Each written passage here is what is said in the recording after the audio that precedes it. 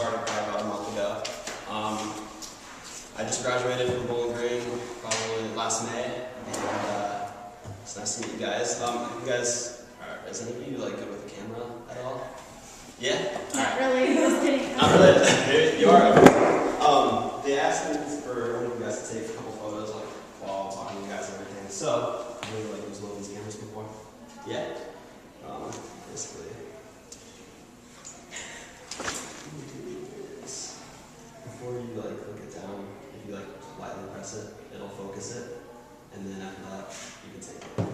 So you can like walk around or whatever. I mean, it doesn't really matter. You only have to take like maybe 2 or 3, and that's all. So, alright. Okay, so I'm briefly going to talk to you guys about how to basically put a story together. What you really want to think about, I'm going to try to make this as brief as possible, and hopefully it's not boring to you guys. So when you're like writing a story, right?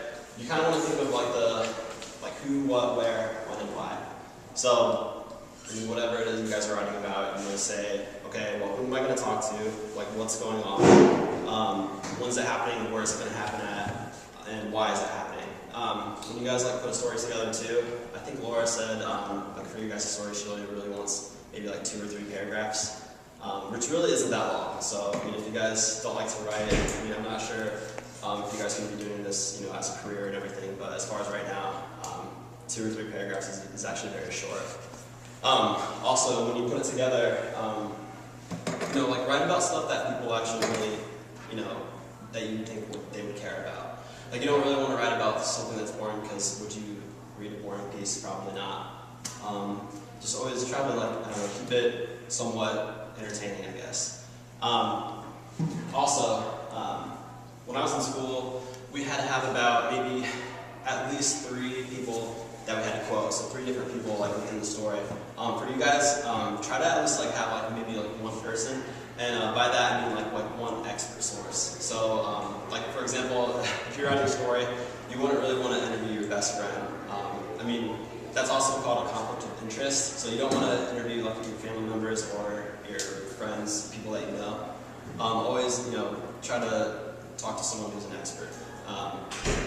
Either someone who's an expert or someone who knows a lot about whatever it is you're writing about. Because that'll give your story, that'll make people think of it more as more professional, and it'll give it more credit too. So think about that.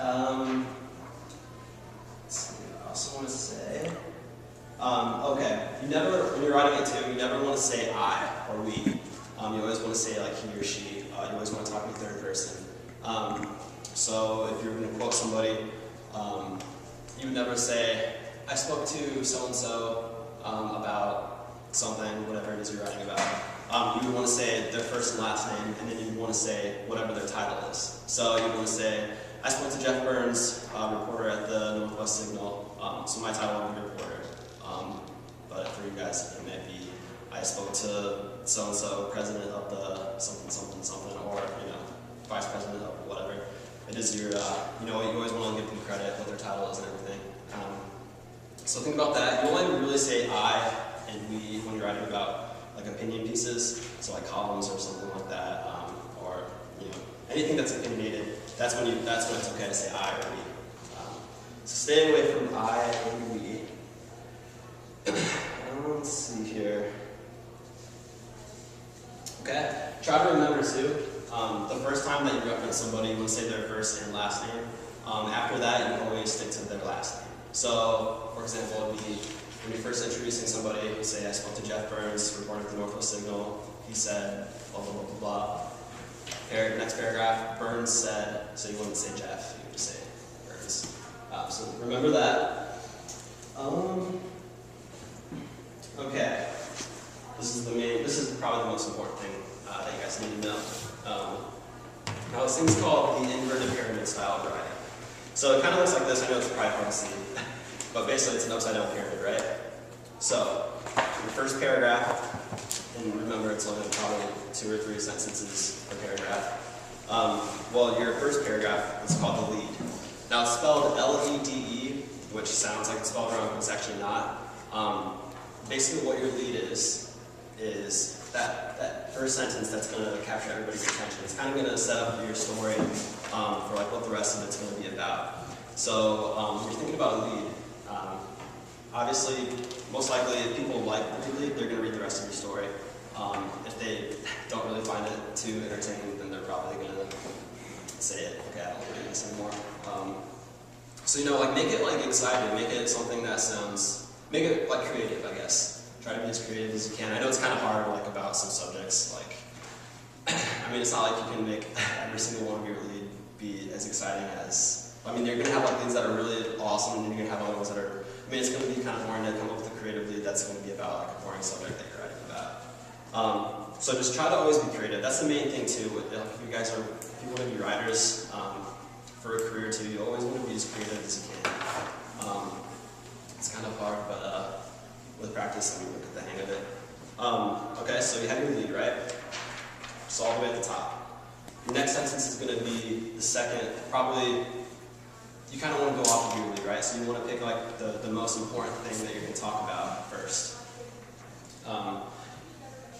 So let's see here. I'm trying to think of I mean, I passed out some, like a practice story for you guys. I know you guys haven't read it yet, but let me try to think of something off the top of my head really fast. Okay, I'm going to make this really silly. Okay, so let's say you're writing a story about Christmas, right? And let's see. You're writing a story about Christmas, and you're going to write about the Grinch. And he's stealing a bunch of presents, right? Well, he does it every year, so everybody's really used to it, right? Well, for some reason this year, his dog, Max, gets sick, right? Are you guys familiar with the dog? Mm-hmm. Yeah, okay. So his dog gets sick, right? So he can't bring the sleigh and everything down to the little town. So everybody thinks that's weird, right? Totally thinking this off the top of my head too, so I know it's silly. So then you're like, okay, well I'm gonna write a story about that. Why is his dog sick like after all these years? Why now? Like, is his dog really sick? So what you would do is, so who do you think you would want to contact for this story? Like, who's the main person that you probably want to try to contact at least? Yeah, right? I'm trying to make this as simple as possible. But yeah, you're right. You'd want to try to contact the Grinch because, why would you want to contact the Grinch? Because your main character is pretty much about the dog and he's the closest to him. Right. Because who's going to know other information besides the Grinch? Nobody talks to the Grinch. Obviously, you want to talk to him, right? So yeah, it's good. So try to think that, like, whatever he tells you, you want to like search for that main important thing, right? So your Grinch would be your professional source, and that would be your source for your story. Now, when you guys are like writing your own stories and everything, like try to think of that and compare it to like what you guys want to write to. Like, is this person I'm going to talk to for the story going to be as credible as the Grinch would be for that particular story? You know what I mean? Okay, and also to go along with this pyramid too, you always, before you start your next like subject, whatever you're going to talk about, right? You want to find like the next most important thing. So right after the main important thing, you're going to have your next one. But you also, so you have your first paragraph up here, right? Then your main subject, your second subject's down here. I know it's kind of confusing, but in between these two paragraphs, your two subjects, you want to have a translation. So you want to make it flow together into your next subject. So I wouldn't want to talk about, a main subject and then do a complete 180 turn and immediately start talking about something else, because then people are going to get confused and they're probably going to lose interest in your story. You want to have a lot of flow, I guess is what I'm trying to say. Try to make everything make sense, and you want to tell a story too, so always keep that in mind. To end your story, I usually try to end my stories with quotes from people. Anytime you end a story with a quote from somebody, it makes a great ending, no matter what it is. And remember, like, you just want to put some, if there's contact information that people should probably know about, you would say, like, more information, please contact, and put like a phone number or an email address or something. And then maybe try to always end it with a quote. You don't always have to end it with a quote, but it definitely makes it more interesting. And then just remember, you want the most important stuff at the beginning, and then the least important stuff at the end. So that's what basically this inverted pyramid style is. And this is probably the most basic kind of style that people used to write. So remember that. And something I wanted to tell you guys too is whenever you guys do write stories for your books, you can send it to my email, which is all lowercase. It's GEOFF. B as in boy. Wait, what is it? It's GEOFF, and then B as in boy, and it's at northwestsignal.net. Yes, again. Yeah, that's okay. Lowercase, all lowercase, right? So GEOFF. Yep. FF. B as in boy at northwestsignal.net. Yep. So anytime you guys have a story idea or you have something already written up and you want to send it over, so it goes in the Coins newspaper, just go ahead and send it to me. And what's up? At Northwest what? Signal, like SIGNA. Did everybody get that? Yeah. Okay. You sure? Yeah. All right. Northwest Signal. .net. N-E-T. So yeah. All right. Does everybody have that? Maybe. All right. So yeah, anytime you write up something, you can just send it to me. And this is from the Coins newspaper, so I'll do my best to try to get it in there. Also, I have like a clipboard right over here, so like before we leave and stuff, if you guys can put your contact information, because maybe I might email you just to see if you guys have anything written up or anything. Also, you always want to try to have a photo put together to go along with your story too. You always want to send it. Okay, so you'll name your photo, right? When you upload it to the computer, and this is kind of confusing, but when you upload it to the computer, you're going to have a name, and it's going to say .jpeg. Are you guys familiar with that at all? Are you? Maybe, maybe not. Okay. It's basically just the type of file it is. So it'll say, like, let's see. If I took a photo of like an Easter egg hunt, which is what we're going to do in a second, I want to go take a photo of the Easter egg hunt. I would name it maybe Easter egg, and then .jpeg, which would be JPG. Basically, the type of file, you can literally open it up. It'll open up with any kind of software. It's just the easiest to open it up with. So like, I know it's kind of confusing, but I'm trying to make it as simple as I can. Just try to remember to send it as JPEGs. Don't worry about anything else. Like, you're probably going to have things that are labeled as like TIFFs or something like that, or like screenshots or anything, or something like that. But always make it JPEGs. So just name it, and then it'll say .jpeg. I'm sure that Laura will be able to help you, or somebody else will. They'll know what JPEGs are. And then also too, this is an important part too. When you take a photo, you want to write this thing. What it's called is it's a cut line. So basically, you have a photo, and then you have information right underneath the photo. Basically, just saying like what's going on in the photo. So you'll want to get names of people who are in the photo. And if it's like a big crowd, you don't need to get every single person's name. Just like basically pretty much whoever is going to be in the story. They don't have to be in the story, but just get a couple names in there, and then you want to say like what's kind of going on. Yeah. So you write a caption under the photo? Yep. Oh, a caption. Yeah, it's also called a cut line. Yeah, there's two different names for it.